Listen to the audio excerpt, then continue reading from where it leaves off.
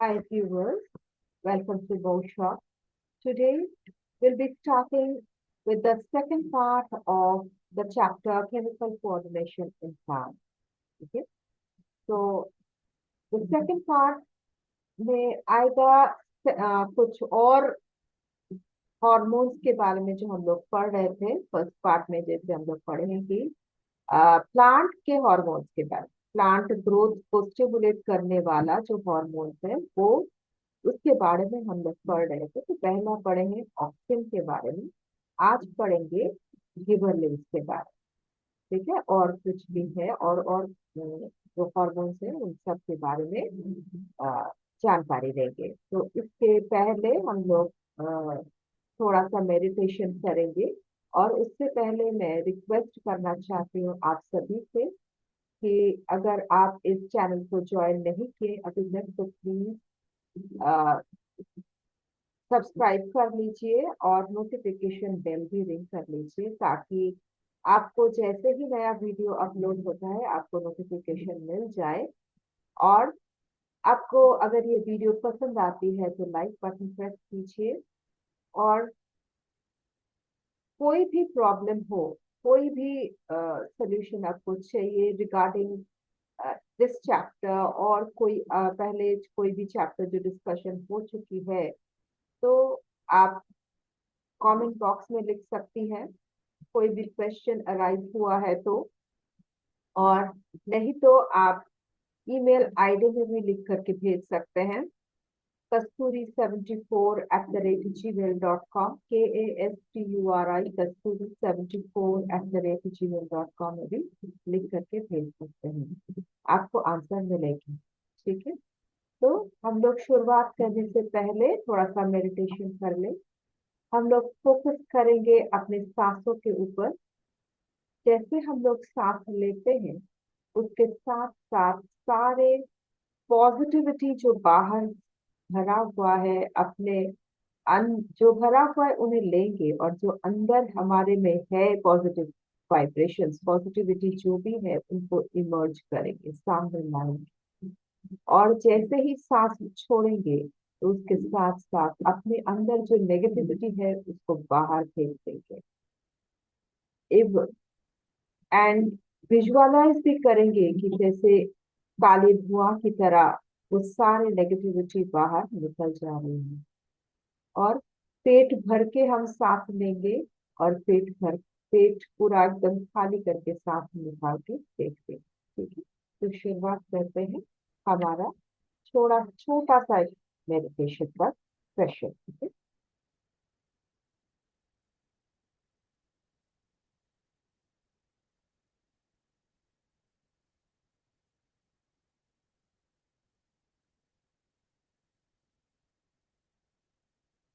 हम सांस लेते लेते सारी पॉजिटिविटी जो बाहर है उसे ले रहे हैं, और अपने अंदर जो पॉजिटिव वाइब्रेशन है, पॉजिटिविटी जो है उसको इमर्ज कर रहे हैं।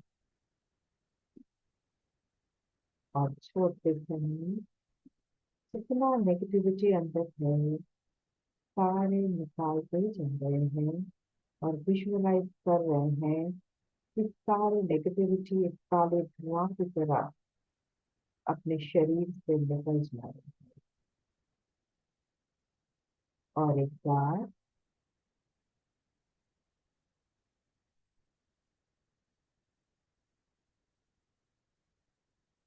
इससे आपको बहुत रिलैक्सेशन फील होगी। जो अंदर में बोझ पड़ा हुआ है अपने माइंड में, तो बोझ हल्का हल्का दिखाई देगा। और आप जो पढ़ना चाहते हैं, जो अंदर लेना चाहते हैं, वो अच्छी तरह से ले पाएंगे और दिखा पाएंगे। ठीक है, तो हम लोग ये सेशन को एंड करके शुरुआत करते हैं हमारा डिस्कशन को। तो आज का जो डिस्कशन है पहला है गिबरलिंस। तो ये भी एक प्लांट ग्रोथ हार्मोन है जो कि वाइडली प्लांट्स में पाया जाता है, but in extremely low quantity, बहुत कम मात्रा में पाया जाता है। एग्जाम्पल है 100 birds 100 birds of sunflower seedling contain only 0.001 micrograms of gibberellin. बहुत ही कम पाया जाता है 100 बर्ड्स में, सनफ्लावर बर्ड्स में, जिसको सीडलिंग जो होता है उसके बर्ड्स में पाया जाता है 0.001 माइक्रोग्राम। ठीक है। So unlike auxins which only move downwards, gibbon moves to all parts of the plant. Auxins कहाँ पे पाया जाता है? जहाँ पे टिप्स पे ना, जहाँ पे मेरिस्टेमेटिक टिश्यूज होती है वहां पे पाया जाता है, तो वहां से वो नीचे की तरफ जाता है। और गिबरेलिन्स कहाँ पे पाया जाता है? सारे प्लांट पार्ट्स में, ऑल प्लांट में, अपवर्ड एंड डाउनवर्ड वो मूव करने को सक्षम है। थ्रू द वैस्कुलर टिश्यूज, तो वैस्कुलर टिश्यूज के माध्यम से वो कहीं पे प्लांट के किसी भी पार्ट पे वो जा सकता है। Basipetal and acropetal.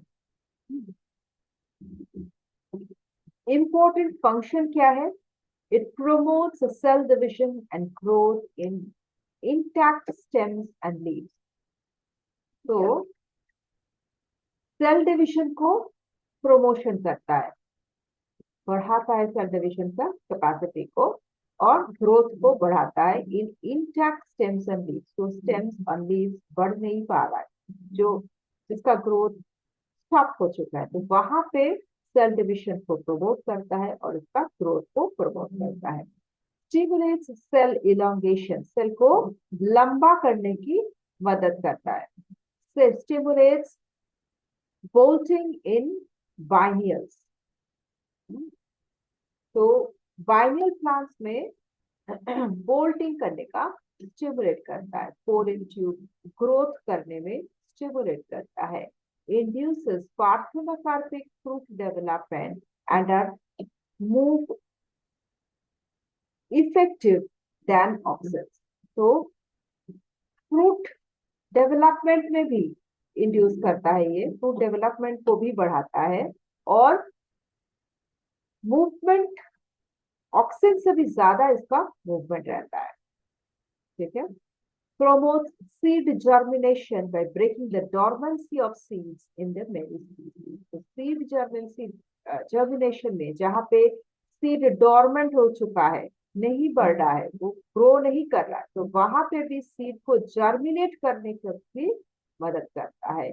by countering the effect of the antagonistic hormone abscisic acid which tends to promote seed dormancy. तो abscisic acid जो होता है, इसका भी हम लोग फंक्शन पढ़ेंगे। तो इसका जो होता है, ये सीड को डॉर्मेंट बनाने में मदद करती है, और इसका काउंटर करता है ये गिबरेलिन्स, इसको सीड जर्मिनेट करने में मदद करती है। ठीक है। तो induces flowering and fruiting in long day plants. तो लॉन्ग डे प्लांट्स में फ्लावर करना, फ्लावर मतलब ग्रो करना, फ्रूट ग्रो करना, तो इसमें इंड्यूस करता है by inhibiting the flowers in short day plants, but inhibit the flowering in short day plants. Short day plants में फ्लावर को नहीं उगने देता, लेकिन लॉन्ग डे प्लांट्स में फ्लावर और फ्रूट को उगा देता है। Induces production of male flowers in certain species of plants like cannabis. तो कैनबिस में क्या होता है, मेल फ्लावर्स जो है उसको प्रोड्यूस करने में इंड्यूस करता है। तो इसी तरह कुछ बहुत सारा स्पीसीज है जिसमें मेल फ्लावर्स को उगाया जाता है, तो उसमें इसको ये इंड्यूस करता है। Delays leave senescence and certain plant species. तो किसी प्लांट्स में लीफ को झड़ने में, एजिंग करने में इसको डिले कर देता है ये गिबरेलिन। ठीक है, समझ में आ रहा है। नेक्स्ट होता है द, एक नोट है कि गिबरेलिन्स, द फंगस गिबर्लिया फ्यूजीफुरोई, ये सिक्रीट करता है गिबरेलिन्स which were first isolated in pure crystalline form by Japanese scientists Sumiki and Yabula in 1935. तो दो साइंटिस्ट थे, जापानीज साइंटिस्ट सुमिकी एंड याबुला इन 1935, जो कि ये गिबरेलिन को गिबलिन को कहाँ पे आइसोलेट किए थे, कहाँ से क्या आइसोलेट किए थे? वो एक फंगस है जिसका नाम है गिबलिया फ्यूजिकुरोई, वो सिक्रेट करता है ये गिबलिन। तो वहां से ये फर्स्ट आइसोलेट करके इसको आइसोलेट किए थे, क्रिस्टलाइन फॉर्म में आइसोलेट किए थे, ठीक है। A dwarf plant after treatment with gibberellin acid grows as tall as a normal plant। तो ये एक ड्वार्फ प्लांट में इसको प्रयोग किया गया था ये गिबरेलिक एसिड से। तो देखा गया कि वो ड्वार्फ तो था, बढ़ नहीं रहा था, लेकिन उसमें ग्रोथ आ गया और नॉर्मल प्लांट की तरह वो ग्रो कर गया इस हार्मोन के माध्यम से। तो फिर नेक्स्ट हार्मोन में आते हैं साइटोकाइनेस। They are the chemicals which are involved primarily in cell growth. So cyto means cell, we know. Cytokinesis means what? Cell division. तो cell division की मदद करता है ये cytokinase, ठीक है। And differentiation और differentiation भी करता है, सेल को डिफरेंट अलग जो है उसका महसूस करवाता है, but also prevent aging of the plant parts and promote auxiliary bud growth। तो एजिंग नहीं आने देता, प्लांट में बुढ़ापा नहीं आने देता, और प्रोमोट ऑक्सिलरी प्लांट ग्रोथ में भी ये मदद करता है। Cytokinins and auxins, if applied separately to tissue culture, produce small increase in the growth of the tissue, but in combination, they show tremendous increase in mitotic cell activity। तो क्या हो जाता है, साइटोकाइनेंस और ऑक्सिन्स तो अगर अलग अलग तरह के टिश्यू कल्चर में डाला जाए तो उसका इंक्रीज जो होगा वो कम होगा, सेल का ग्रोथ कम होगा। लेकिन अगर दोनों कंबाइन करके उस सेल में डाला जाए ना तो उसका बहुत ज्यादा ग्रोथ आता है, और माइटोटिक एक्टिविटी में इसका बहुत फायदा होता है। माइटोटिक मतलब सेल डिविजन जो होता है ना, तो उसमें बहुत ज्यादा फायदा दिखाया जाता है, इंक्रीज बहुत ज्यादा होता है। They, however, have little or no effect on extension। Extension growth में ज्यादा इसका मदद नहीं मिलता है, उसका सेल ग्रोथ में ज्यादा मदद मिलता है और सेल डिविजन में मिलता है। एक्सटेंशन ग्रोथ में लंबाई में उसका ज्यादा मदद नहीं मिलता। तो हम लोग आते हैं functions of the cytokinin. It induces cell division by stimulating the process of mitosis। तो माइटोसिस प्रोसेस को स्टिमुलेट कर देता है, सेल डिविजन लाया जाता है, specially in the presence of auxin. अगर ऑक्सिन की मदद हो तो उसके साथ अगर ऑक्सिन हो तो cytokinesis means more mitosis. Cytokinesis करके मोर माइटोसिस कर जाता है, मोर सेल्स हो जाता है और प्लांट में ज्यादा ग्रोथ आ जाती है, ठीक है। Help in breaking seed dormancy and activates dormant parts. तो सीड डोरमेंसी में क्या होता है, ब्रेक कर देता है, सीड डोरमेंसी को ब्रेक करता है, मतलब सीड को ग्रोथ एक्टिवेट कर देता है। सीड जो पढ़ा रहता है ऐसे ही जो बढ़ नहीं रहा है, ग्रो नहीं कर रहा है, तो उसको उसमें अंदर वो एक्टिवेशन ला देता है। It influences growth and high cytokinin and auxin ratio promotes differentiation in shoots। तो ग्रोथ इस ये इन्फ्लुएंस करता है, और अगर ज्यादा मात्रा में साइटोकाइनिन और ऑक्सिन डाला जाए, रेशियो में डाला जाए तो उसको डिफरेंशिएशन इन शूट्स में प्रमोट करता है। It causes delay of senescence और एजिंग। तो सीनेसेंस और एजिंग मतलब बुढ़ापा आने में डिले कर देता है। Contact counteracts apical dominance and promotes growth of lateral band। तो एपिकल डोमिनेंस जो है उसको काउंटर करता है और growth of the lateral birds को ग्रो करता है, मतलब उसमें ग्रोथ आता है, लैटरल बर्ड्स में ग्रो आता है, नहीं कि एपिकल बर्ड्स में ज्यादा ग्रोथ नहीं आता, उसमें डोमिनेंट एक्टिविटी मतलब उसको ग्रो नहीं कर देता एपिकल बर्ड्स को, लेकिन लैटरल बर्ड्स को ये ज्यादा ग्रो करवाता है, ठीक है। इसके बाद आते हैं हम लोग इथेलाइन। ये फोर्थ हार्मोन है। It is a gaseous unsaturated hydrocarbon CH2 double bond है इसका, and has been found to be a powerful plant growth regulant। तो ये बहुत बड़ा प्लांट एक पावरफुल प्लांट ग्रोथ रेगुलेट है, जो ये है गैसियस अनसैचुरेटेड हाइड्रोकार्बन है, कार्बन हाइड्रोजन बॉन्डिंग है इसका, जो डबल बॉन्ड से कनेक्टेड है। It produced, it is produced in small quantities by the plant tissues from the amino acid methionine. तो methionine बोल के एक अमाइनो एसिड है, उस produced in small quantities by plant tissues from the amino acid methionine. तो methionine जो amino acid है वहां पे उसके फ्रूट से ये स्मॉल क्वांटिटीज में प्लांट टिश्यू से सब प्रोड्यूस करता है, ये इथिलीन प्रोड्यूस करता है। In seedlings, the shoot apex produces ethylene. तो shoot apex में seedlings में ये इसको produce किया जाता है। Any mechanical and stress effects of the plant increases its production. तो कोई भी stress आ गया plant में, जैसे mechanical या फिर कोई भी stress आ गया, mechanical और stress, तो वो क्या करता है, इसको प्रोडक्शन में ज्यादा प्रोड्यूस करता है, मतलब प्लांट ज्यादा प्रोड्यूस करता है ये hormone. It induces a variety of effects in plant metabolism. Plant metabolism में बहुत ज्यादा इफेक्ट लाता है। It stimulates isodiametric growth and ripening of the fruits, flowers, leaves and roots. तो isodiametric growth लाता है और ripening of fruits मतलब मतलब राइप कर देता है प्लांट, फ्रूट्स को, फ्लावर्स को, लीव्स, रूट्स को, सबको मतलब उसको राइपनिंग में लेके जाता है, उसको कच्चापन नहीं, कच्चापन दूर हो जाता है इसका। It is a powerful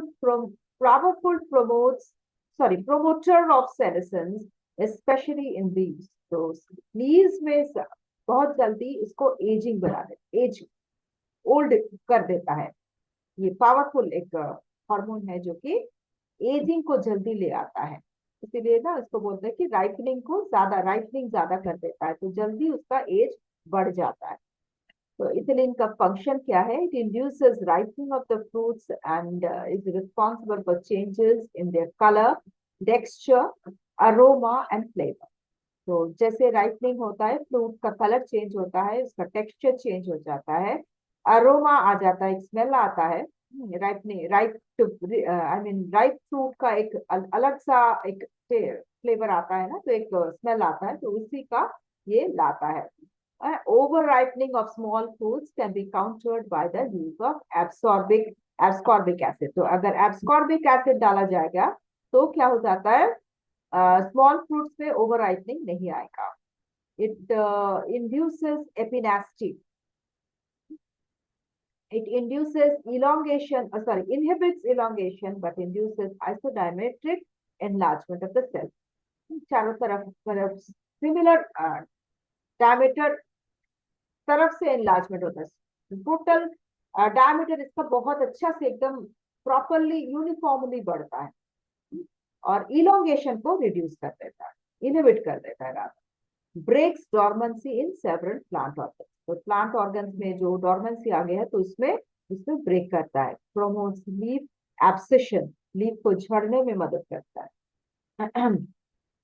than promotes root hair and adventitious root formation. तो रूट हेयर और एडवेंटिशियस रूट फॉर्मेशन में ये हेल्प करता है। Controls oxygen level in tissues. तो ऑक्सीजन लेवल टिश्यूज में जो ऑक्सीजन लेवल है उसको कंट्रोल करता है। It induces profuse flowering in pineapples and mangoes. तो पाइनएप्पल्स और मैंगोज में बहुत ज्यादा फ्लावरिंग करने में, फ्लावरिंग जैसे हो उसको इंड्यूस करता है।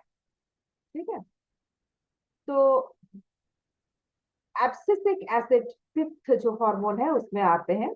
It is also known as dormin, ABA इसको कहा जाता है, एब्सिसिक एसिड, और डॉर्मिन भी बोला जाता है इसको। It is naturally occurring growth regulant found in wide variety of plant. तो वाइड वैरायटी ऑफ प्लांट्स में पाया जाए, नेचुरली ग्रोथ रेगुलेंट है। It is very powerful growth inhibitor even at less than 1 ppm concentration. तो बहुत ज्यादा ये powerful growth inhibitor है, ग्रोथ को बढ़ने नहीं देता है। बहुत कम मात्रा में भी इसको यूज किया जाए तो भी ये ग्रोथ इनहिबिट कर देता है। It keeps a check on the growth of the plant, plant growth को चेक करता है। By suppressing growth, it helps the plant to conserve energy and cope under adverse environmental conditions like drought and desiccation. तो इसका growth को suppress करके क्या करता है, ये इसका प्लांट का एनर्जी सेव करता है। किस चीज में एनर्जी सेव करता है? ना कि एडवर्स एनवायरमेंटल कंडीशन जो आता है ना, तो उसको कोप करने में ये मदद करता है। एनर्जी सेव इसमें करता है और इसमें एनर्जी को यूटिलाइज करता है कि एनवायरमेंटल कंडीशन अगर खराब हो जाए, जैसे कि ड्राउट में, डेसिकेशन में, तो ये हेल्प करता है, एनर्जी को यूटिलाइज करता है उसमें। For example, it brings about quite quick stomatal closure which prevents water loss during conditions of water stress. तो वाटर स्ट्रेस अगर आ गया, कहीं पे वाटर कमी है, पानी की कमी है, तो तुरंत ही स्टोमैटो को क्लोज कर देता है। It is also called stress hormone, इसको स्ट्रेस हार्मोन भी कहा जाता है। It acts as a specific antagonistic of gibberellic acid, hence called antigibberellin. तो इसको स्पेसिफिक एंटागोनिस्टिक गिबरलिन भी बोला जाता है और एंटी गिबरलिन भी बोला जा सकता है। तो गिबरलिन ग्रोथ लाता है और ये ग्रोथ को स्टैग्नेट करता है, इनहिबिट करता है। तो it is a powerful functions क्या है? It is a powerful gibberellin antagonistic. yes, antagonist. For example, it induces dormancy in buds and seeds as opposed to gibberellic acid, which breaks dormancy. तो ये gibberellic क्या करता है? Dormancy को break करता है और ये एब्सिसिक एसिड डॉर्मेंसी को लाता है, इंड्यूस करता है। It stimulates closure of stomata by inhibiting uptake of potassium ions by the guard cells, which causes the guard cells to become flaccid and stomata close. क्या करता है? ये स्टोमेटा को क्लोज करने के लिए पोटेशियम आयंस को, गार्ड सेल्स पोटेशियम आयन को अपटेक कर लेता है, ले लेता है, और गार्ड सेल्स फ्लैसिड बन जाता है, सिकुड़ जाता है और स्टोमेटा क्लोज हो जाता है। It promotes the senescence of leaves, appearance of abscission layer, leaf falls and aging, which can be effectively reverted by application of cytokinetics. तो ये क्या करता है? लीफ को एजिंग में लेके जाता है और एब्सिशन लेयर ला देता है और लीफ फॉल हो जाता है और एजिंग हो जाता है। तो इसको रिवर्ट करने के लिए हम लोग अगर साइटोकाइनिन डालें तो इसको रिवर्ट बैक कर सकते हैं। It inhibits lettuce seed germination. तो लेटुस का सीड जर्मिनेशन को इनहिबिट कर देता है, but this can also be reversed bye carnitine. Carnitine अगर दिया जाए तो इसमें इसका भी रिवर्ट कर दिया जा सकता है।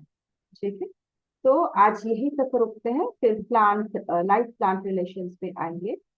तो यहाँ तक अगर आपको कोई भी प्रॉब्लम आती है, कोई क्वेश्चन अराइज होता है, तो प्लीज आप कमेंट बॉक्स में भेजिए, या नहीं तो आप ईमेल आईडी में भी भेज सकते हैं, और नहीं तो कोई भी अगर दूसरे चैप्टर से भी अगर कोई क्वेश्चन आपको है तो आप प्लीज कमेंट बॉक्स में लिखिए, नहीं तो ईमेल आईडी में भेजिए, आपको आंसर तुरंत ही मिल जाएगी।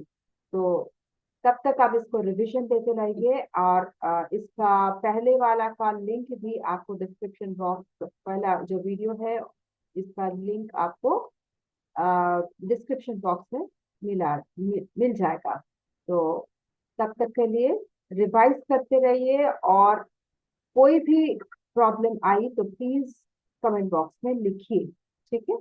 और सब्सक्राइब कर लीजिएगा अगर नहीं किए हो तो। अगर पसंद आती है ये वीडियो तो प्लीज लाइक कीजिए, और मेडिटेशन करते रहिए ताकि आपका कंसंट्रेशन आपकी स्टडीज में बढ़ता जाए, ठीक है, फोकस कर पाए ज्यादा। ठीक, तो ठीक है, अब तब तक के लिए bye bye, thank you for joining.